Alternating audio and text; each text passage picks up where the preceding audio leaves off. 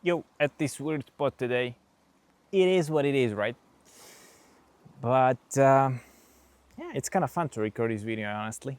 And this week's continuation to the freewithtech series is all about app extension ecosystem that I've been developing for the Apple Watch that I own. I have it on my wrist right now, and I want to showcase you those apps, really give you the demos that all of you have been longing for, I believe, right? Not really. I think that's just me, expressing myself, and I'll just see whether there is any interest in such solutions, because I couldn't find them online, so I needed to build them myself. I have this analog paper journal. I'll still use it in this digital age, and the reason is that it helps me slow down. This is the ultimate privacy. But also, it's kind of impractical, right?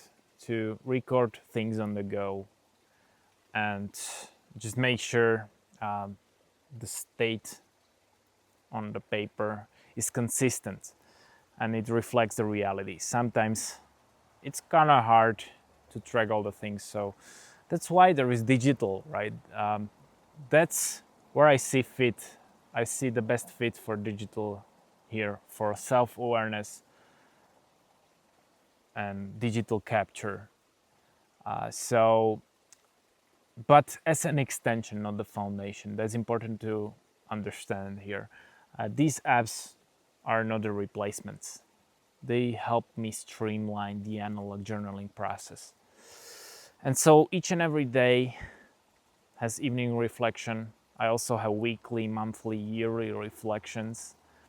And these are usually routines where digital device could be leveraged, because it's great at summarizing, at calculating averages or whatnot. So we should definitely have a look into digital world, right? In order to streamline some processes. So today, let me walk behind the camera and I'll just show you what I have. So this is my watch face, and at the top here you can see 3 complications, or also widgets, which you may understand better.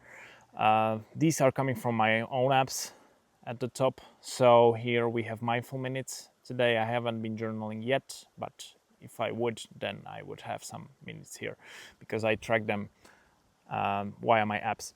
Also here I have zero inbox, which is the desired state, because I have migrated all the things I recorded on the go on my watch to my paper journal, which is a central place where I want to have my stuff. Right here is the habit circles from Axis app. It shows that I just need to record one more habit in order to complete. So I know I'm trying to live a balanced lifestyle. That's my objective each and every day. So let me walk you through the 3 apps. Axis, joex, moxi. Starting with Axis. So this is the habit tracking app for balanced lifestyle. You can see that 5 out of 6 habits are completed already. So I was able to wake up on the time that I desire.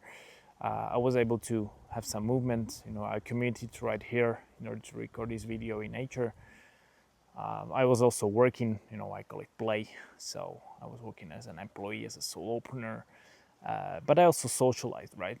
I socialized with people and family. So in the evening, I would just go into the app and record my evening reflection. It counts seconds and it saves them into Apple Health for richer analysis. So this way you don't need to go into Health app on your iPhone. You just do it from your wrist directly. It's really a low friction companion to your journaling routine. Every routine, every reflection is recorded like this, or every journaling time. I can select mood. I'm amazed, because I'm dating and I'm educating myself, let's say. And so, but yeah, I don't think this is neutral. Let's do it like this. This is better, right? I'm very pleasant actually. So I would finish it. It would save it into Apple Health and then I can see richer analysis in there if I wish to, right? But this is how I take care of my metrics in terms of journaling and emotions. So that's the Axis app. Serves as a habit tracker, but also a life metrics tracker.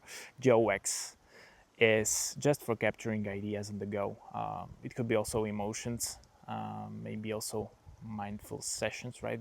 Because you may be journaling during the day, not only during the evening reflection, as you saw in the Axis app. But let's cancel it for now. So we'll just go in here and record this idea, right? Exactly, that's what we want to do. We have a preview, so that's the idea. We want to save for later, and we want to migrate it. Whenever we go back to our paper journal after our hike or commute, we see it in captured section here. And what we want to do is open it, just capture the essence and rewrite it into our paper journal if it's still relevant, and migrate it. And this way, it's in the migrated section. And these are gonna auto-delete themselves if we want to. The purpose of this app is just to capture and migrate ideas whenever we are away from my paper journal. So that Axis app, the second one, and moxi is the simplest out of all three apps, and it just shows the average mood for last week. So whenever I'm doing a weekly reflection, I want to see what's the average number for my mood, right? Because I'm tracking it during every evening reflection. And this way I have this scale, this positive scale from 0 to 4, which means that my mood is 3.29. There is a bug. Don't bother with that for now. I need to fix it. The number changes. But it's in reality, it's just a static number that's reflecting the actual mood for the last week. And it helps me map and see where I'm standing right now in life. So Axis, joex, moxi, 3 journal extensions, really low friction apps that help me stay intentional the same way I would do just with my paper journal. But in reality, there is these extensions and extension ecosystems that helps me really just streamline my analog journaling routines and just offload some weight from my shoulders and really just move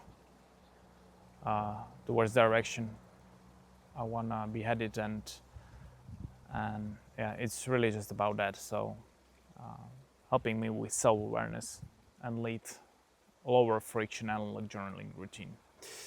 If you are interested, I'm dropping down TestFlight links, which means that you can participate in beta testing, help me fix bugs. I also showed you there was one bug in moxi app I have to fix when I come back home.